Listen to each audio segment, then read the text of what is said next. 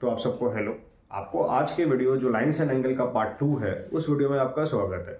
इसके पहले मैंने लाइन्स एंड एंगल का पार्ट 1 वीडियो रिकॉर्ड किया था, जिसमें लाइन्स एंड एंगल के बारे में इन डिटेल जो इंट्रोडक्शन क्लासेस था, जिसमें लाइन्स एंड एंगल का बेसिकली क्या क्या थ्योरी रहता है, उसके बारे में मैं आपको इन डिटेल समझाया था। पर लेकिन उसके आखिरी में, एंड में, एक टॉपिक मैंने आपको छोड़ा था, पैरेलल लाइन।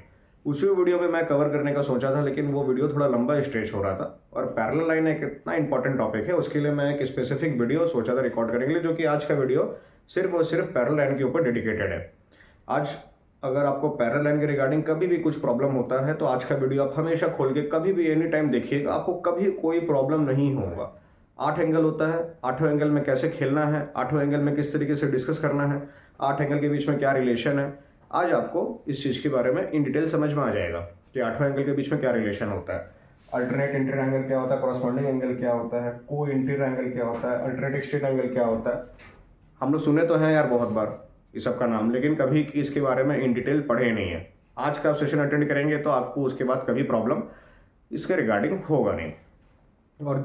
और जो बच्चे पार्ट 1 वॉच नहीं किए हैं, जिसमें इनको लाइन्स एंड एंगल में प्रॉब्लम था बच्चे लोगों को, उसका लिंक मैं आपको इसी वीडियो के नीचे डिस्क्रिप्शन में डाल दिया हूँ। आप प्लीज़ जाके पहले पार्ट 1 वॉच करिए, फिर पार्ट 2 में आइएगा अगर आपको लाइन्स एंड एंगल का इन डिटेल समझना है, बेसिक से समझना है। और अगर सिर्फ और सिर्फ आपको पैरेलल लाइन समझना है, तो आप इसी वीडियो को वॉच करके पैरेलल लाइन के रिगार्डिंग आपके मन में जितना डाउट है वो आप अपने मन में ये कर सकते हैं कि आपको कभी भी प्रॉब्लम नहीं आएगा पैरेलल लाइन के रिगार्डिंग।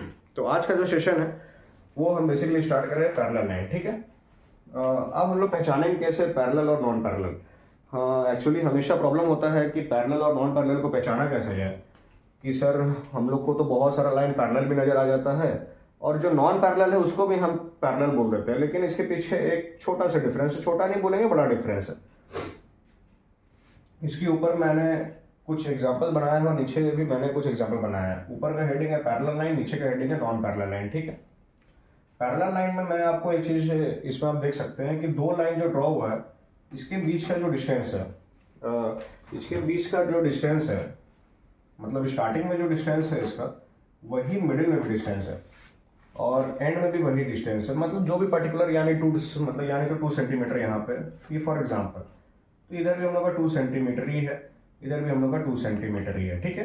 तो पैरेलल लाइन का बेसिकली डेफिनेशन क्या होता है कि स्टार्टिंग में दो लाइन के बीच में जो डिस्टेंस रहता है वही मिडिल में रहना चाहिए, वही एंड में रहना चाहिए, और जितना एंड तक आप लेके जा रहे हैं उतना रहना चाहिए, और स्टार्टिंग आप जहां से कर रहे हैं उतना ही रहना चाहिए। वो डिस्टेंस अगर 0.1 सेंटीमीटर भी इधर उधर होगा तो उसको हम पैरेलल लाइन नहीं बोल सकते हैं, ठीक है सर। अब आता है नॉन पैरेलल लाइन। इसके बीच में जो डिस्टेंस है वो थोड़ा ज़्यादा है, इसके बीच में जो डिस्टेंस है वो थोड़ा कम है, इसके बीच में जो डिस्टेंस है वो और ज़्यादा कम है। तो बेसिकली ये अगर लाइन को हम आगे स्ट्रेच करेंगे तो इसमें जाके फिर कोलाइड्स कर जाएगा। आपको इधर दिख रहा होगा कि ये जो लाइन है, इसको आगे हम स्ट्रेच करेंगे तो ये लाइन में जाके कोलाइड्स कर जाएगा। लेकिन पैरेलल लाइन ये बोलता है कि कोई भी दो लाइन अगर इस तरीके से स्टैंड कर रहा है, तो इसको हम आगे कितना भी स्ट्रेच करें, यानी तो नीचे कितना भी स्ट्रेच करें, ये कभी भी एक दूसरे से इंटरसेक्ट नहीं होना चाहिए, इसका एक्सीडेंट नहीं होना चाहिए, कोलाइड्स नहीं होना चाहिए। पर लेकिन ये तो लाइन यार आगे बढ़ाएंगे तो जाके एक्सीडेंट कर जाएगा, तो ये नॉन पैरेलल लाइन है, ठीक है। और ये पैरेलल लाइन है। तो अब पैरेलल लाइन आ गया, तो अब इस वाले पार्ट में आप नोटिस करिए कि मैंने ऊपर एक फिगर बनाया है कि दो पैरेलल लाइन है, एक मैंने सिंगल ऐसे करके जो एक स्ट्रेट लाइन ड्रॉ कर दी है, जो कि दोनों पैरेलल लाइन को मैंने काट दिया। वो स्ट्रेट लाइन का नाम क्या है क्या नहीं, आगे आपको मैं बताऊंगा हर चीज़ के बारे में। इसमें एंगल 1, एंगल 2, एंगल 3, मतलब 8 एंगल के बारे में डिस्कस हुआ होगा। जैसे मैंने लिखा भी है, टोटल 8 एंगल है, एंगल 1 से लेके एंगल 8 तक, ठीक है। मैंने अब नाम भी लिख दिया, angle 1, angle 2, angle 3, angle 4, angle 5, angle 7, angle 8। अब इसका जो टाइप्स होता है, अल्टरनेट इंटीरियर एंगल, बहुत सारा बच्चा जानता है कि क्या होता है, लेकिन उसके बारे में पकड़ नहीं पाता है कि इस वाले फिगर में अल्टरनेट इंटीरियर का पेयर क्या होता है। अब आ गया फिर कॉरस्पॉन्डिंग एंगल। इसके बारे में भी बहुत सारे बच्चे जानते हैं कि कॉरस्पॉन्डिंग एंगल क्या होता है, इसके बारे में फिगर में पकड़ नहीं पाते हैं कि अगर मैं इस फिगर में आपको बोलूं कि इस फिगर में आप लोगों को दो पेयर बताओ कॉरस्पॉन्डिंग एंगल का, हो सकता है बहुत सारा बच्चा बता देगा, बहुत सारे स्टूडेंट बता देंगे, लेकिन बहुत सारे स्टूडेंट नहीं बता पाएगा। लेकिन जो स्टूडेंट नहीं बता पाएगा उसके लिए आज का सेशन काफी इंपॉर्टेंट है। अब आता है को इंटीरियर एंगल। उसमें भी आप देखिए, आपको अगर मैं पेयर बताऊंगा को इंटीरियर एंगल का तो आप नहीं पहचान पाएंगे होता क्या है बेसिकली को इंटीरियर एंगल। अब आता है अल्टरनेट एक्सटीरियर एंगल। इसमें आप बताइए कौन सा दो पेयर है अल्टरनेट एक्सटीरियर एंगल का। तो अब आगे वाला जो इसके बाद का जो पार्ट होगा इरेज करके मैं आपको बताता हूँ कि इस वाले पार्ट के बारे में मैं सिर्फ आपको थोड़ा बड़ा करके लिख के बताऊंगा कि ये जो मैं इधर 4 टाइप्स लिखा हूँ ये चारों टाइप के बारे में इन डिटेल पढ़ाऊंगा, ठीक है। और आपको एक चीज़ मैं बता देता हूँ, अगर एक एंगल दिया हुआ है उससे हम लोग 8वां एंगल निकाल सकते हैं। ये पैरेलल लाइन का खूबी है कि अगर एक एंगल दिया हुआ है उससे हम लोग 8वां एंगल को निकालने के लिए क्षमता रखते हैं। ये पैरेलल लाइन हम लोग को इतना टाइप का थ्योरी बताता है। आगे देखते हैं कि हम लोग को फिर किस तरीके से इसको अटेम्प्ट करना है। ओके,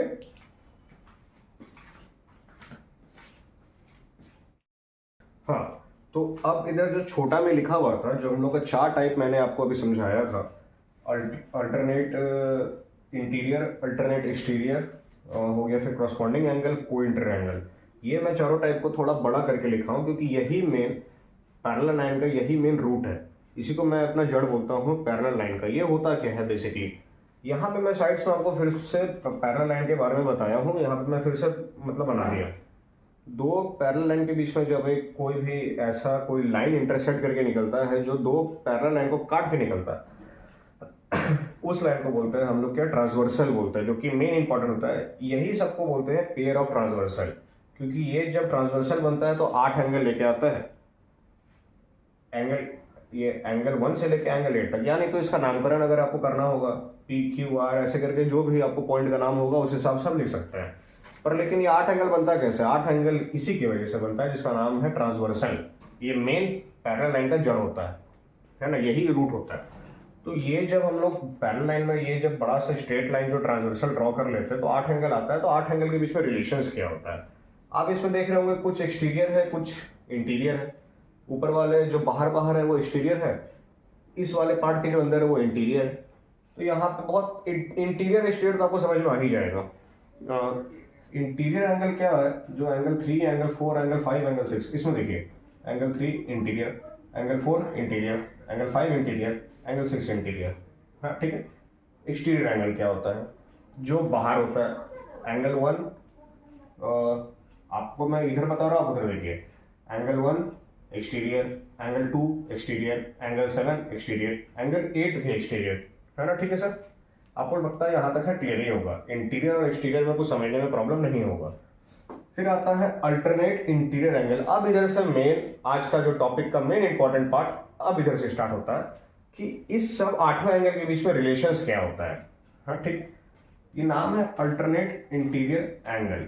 अल्टरनेट इंटीरियर होता क्या है, अब जब बात इंटीरियर का आ रहा है तो सिर्फ इंटीरियर में ही ध्यान देंगे, एक्सटीरियर में ध्यान नहीं देंगे, ये बहुत इंपॉर्टेंट पॉइंट है। अल्टरनेट मेरा अल्टरनेट मतलब क्या होता है, एक इस साइड का और उसके नीचे का एक उस साइड का जो एंगल होता है वो इक्वल होता है। यानी एंगल 3 इक्वल्स टू एंगल 6, मतलब एंगल 3 इक्वल टू एंगल 6 मेरा अल्टरनेट इंटीरियर एंगल के माध्यम से इक्वल होगा। मतलब एंगल 3 अगर 45 डिग्री दिया हुआ तो एंगल 6 भी 45 डिग्री का, बिना कुछ सोचे आपको रीजन लगा देना अल्टरनेट इंटीरियर एंगल, क्योंकि इसका एक थ्योरी है पैरेलल लाइन का। ये सब क्या थ्योरी है, ये सब आपको बेसिकली बुक्स में भी मिलेगा। अब आता है alternate exterior angle. Alternate exterior angle क्या होता है, इसमें वर्ड लग गया एक्सटीरियर, एक्सटीरियर लगा तो सिर्फ एक्सटीरियर का बात करेंगे। फिर इंटीरियर इसमें बाहर चल गया, एक्सटीरियर आ गया, ठीक है। एक्सटीरियर में क्या आ गया, एंगल 1, एंगल 2, एंगल 7, एंगल 8, जो कि यहाँ पे बहुत अच्छे तरीके से लिखा हुआ है, ठीक है। ये एक्सटीरियर हो गया। अल्टरनेट एक्सटीरियर क्या हो गया कि एंगल 1 एक्सटीरियर है, एंगल 8 भी एक्सटीरियर है, तो एक इधर दोनों इक्वल होंगे। मतलब एंगल 1 अगर 60 डिग्री दिया हुआ है तो एंगल 8 भी बिना कुछ सोचे समझे आपको 60 डिग्री बैठा देना, उसमें कोई आपको टेंशन लेने की जरूरत नहीं है कि एंगल 1 60 डिग्री है तो एंगल 8 60 डिग्री कैसे होगा, क्योंकि सर ने तो थ्योरम बता दिया है यार कि अल्टरनेट एक्सटीरियर एंगल के थ्रू हम दो एंगल को इक्वल कर सकते हैं। ये सब क्या है, पेयर ऑफ क्या है, ये सब क्या है, पेयर ऑफ होगा। फिर ट्रांसवर्सल्स हो गया, जब भी ट्रांसवर्सल बनता तो 8 एंगल आता है ना, 8वें एंगल के बीच का रिलेशन आपको मैं बताने हैं ये जा रहा हूँ, जो कि मैं आपको मतलब बता भी रहा हूँ। अल्टरनेट एक्सटीरियर एंगल 1 अगर 60 डिग्री है तो एंगल 8 भी 60 डिग्री होगा। एंगल 2 अगर 60 डिग्री है तो एंगल 7 भी 60 डिग्री होगा। अगर एंगल 2 आपका 60 180, अगर एंगल 2 आपका 120 डिग्री है तो एंगल 7 भी आपका 120 डिग्री होगा। इसमें कोई प्रॉब्लम नहीं आएगा सर, है ना। अब थोड़ा इंपॉर्टेंट है, थोड़ा समझने में सबको प्रॉब्लम होता है, पर लेकिन कुछ हार्ड नहीं है। अब आगे आपका क्या आ गया फिर कॉरस्पॉन्डिंग एंगल। कॉरस्पॉन्डिंग एंगल क्या होता है? इसमें तो इंटीरियर भी नहीं है और एक्सटीरियर भी नहीं है। तो इसमें सब मिक्स है। इसमें हमको 8वां एंगल में खेलना है। इसमें तो चलो भाई ऑप्शन दिया हुआ था कि इंटीरियर है तो एक्सटीरियर को भूल जाना है, एक्सटीरियर है तो इंटीरियर को भूल जाना है, लेकिन यहाँ तक कॉरस्पॉन्डिंग एंगल है, ना इंटीरियर ना एक्सटीरियर बोलने के लिए बोल रहे हैं, तो हम इसमें किसी को कुछ बोलने के लिए नहीं बोल रहे हैं। 8वां एंगल को हम आपको दिमाग में रखना है, ठीक है। इसका मतलब क्या होता है ना इसमें, लेकिन एक आपको छोटा सा टेक्निक बताते हैं। टेक्निक क्या है ना, ये आपका जो ट्रांसवर्सल का एक पार्ट इधर है एक पार्ट उधर है, ठीक है। इस पार्ट में कुछ इंटीरियर है कुछ एक्सटीरियर है, इस पार्ट में 2 इंटीरियर है 2 एक्सटीरियर है, इस पार्ट में 2 इंटीरियर है 2 एक्सटीरियर है, ठीक है। तो ये कॉरस्पॉन्डिंग एंगल क्या बोलता है ना, सिर्फ एक पार्ट को पहले आप स्टडी करिए। आपको मैं आगे समझाऊंगा, हो सकता है कि नहीं समझ में आ रहा होगा। सिर्फ एक पार्ट को आप सिर्फ स्टडी करिए। एक पार्ट जब कंप्लीट हो जाएगा फिर सेकंड पार्ट आप देखिएगा क्या होता है ना। एक इंटीरियर और एक एक्सटीरियर एंगल मेरा इक्वल होता है एक ही सेम साइड का। अगर हम एंगल 1 एक एक्सटीरियर ले लिए तो उसी साइड का एंगल 5 क्या है, इंटीरियर है, वो इक्वल है। एंगल 1 और एंगल 5 सेम साइड का है कि नहीं, आप पहले ये चीज नोटिस करिए, उसके बाद दिमाग लगाइएगा। एंगल 1 और एंगल 5 सेम साइड का है, बिल्कुल है sir. Angle 1 angle 5 same side का है, तो एंगल 1 और एंगल 5 आपका इक्वल होगा। इसका रीजन क्या है, क्रॉसपॉन्डिंग एंगल है। एंगल 1 एंगल 5 आपका इक्वल होगा। फिर एक और आता है एंगल 2 एंगल 6। अब इस साइड से इस साइड में शिफ्ट कर दिए। एंगल 2 और एंगल 2 एक एक्सटीरियर, एंगल 6 एक इंटीरियर, तो हम वही तो बोले यार, एक एक्सटीरियर एक इंटीरियर। फिर एंगल 3 और angle 7, angle 3 interior angle 7 exterior. फिर angle 4 angle 8, angle 4 interior angle 8 exterior. बस क्रॉसपॉन्डिंग एंगल यही है। इसको सब लोग हवा बना के रखा है कि क्रॉसपॉन्डिंग एंगल बहुत हार्ड होता है, समझ में नहीं आता। कुछ हार्ड नहीं है, बहुत नॉर्मल, बहुत ज़्यादा नॉर्मल है। पर लेकिन आपको समझ में आना चाहिए। जब आपको समझ में आ जाएगा तो आपको क्या नॉर्मल की आप बहुत ईजी समझेंगे इसको, कॉरस्पॉन्डिंग एंगल। अब आता है को इंटीरियर एंगल। को इंटीरियर एंगल इंपॉर्टेंट है, ईजी है। फिर आ गया इंटीरियर का बात, तो एक्सटीरियर को भूल जाएंगे, है ना। को इंटीरियर मतलब एक ही साइड का 2 इंटीरियर का सम कितना होना चाहिए, 180 डिग्री होना चाहिए। एक साइड का 2 इंटीरियर, एक साइड का एक 4 एक 6, दोनों का सम कितना होना चाहिए, 180 डिग्री होना चाहिए। अगर एंगल 4 आपको नहीं दिया हुआ, एंगल 6 आपको दिया हुआ है, तो क्या आप इसको, ये लीनियर इक्वेशन से एंगल 4 का वैल्यू नहीं निकाल सकते हैं, एक बार में निकाल सकते हैं। अब इसी साइड का इंटीरियर एंगल 3 एंगल 5 का सम कितना होता है, 180 डिग्री होता है। कोई एक एंगल का वैल्यू नहीं दिया हुआ है तो उस एंगल का वैल्यू हम निकाल सकते हैं। ये आपको नॉर्मल, आपको एक इक्वेशन बन जाएगा, एक्स मान के वाई मान के, यानी तो नॉर्मली उस एंगल का नाम ही लिख के आप उसका वैल्यू निकाल सकते हैं। तो ये आपका पूरा पैरेलल लाइन का आपका एक बेसिक्स है। इसके बाहर कुछ नहीं है। आपको मैं आज बता देता हूँ, इसके बाहर पैरेलल लाइन में कुछ नहीं है। 8 एंगल है, 8 एंगल के बीच में यही रिलेशन होता है, 8 एंगल के बीच में यही सेम रिलेशन होता है, और कुछ नहीं रहता है। सिर्फ 8 एंगल के बीच में एक ही रिलेशन है, मतलब 4 रिलेशन है। अल्टरनेट इंटीरियर, अल्टरनेट एक्सटीरियर हो गया, फिर कॉरस्पॉन्डिंग एंड को इंटीरियर। 4 एंगल के बारे में इन डिटेल आपको समझ में आ गया होगा। इसके बाद आपको हम इसके ऊपर एक दो को क्वेश्चंस बेस्ड आपको करा था, मतलब एक ही क्वेश्चन तो नहीं बोलेंगे, एक एग्जांपल। जैसे मैंने आपको पहले वीडियो में कहा था, मतलब पहले वीडियो में नहीं, इसी वीडियो के पहले स्टार्टिंग में मैं आपको कहा था कि पैरेलल लाइन में अगर एक एंगल दिया हुआ रहेगा उससे हम 8वां एंगल निकाल देंगे। अब मैं आपको निकाल के दिखाता हूँ, ओके।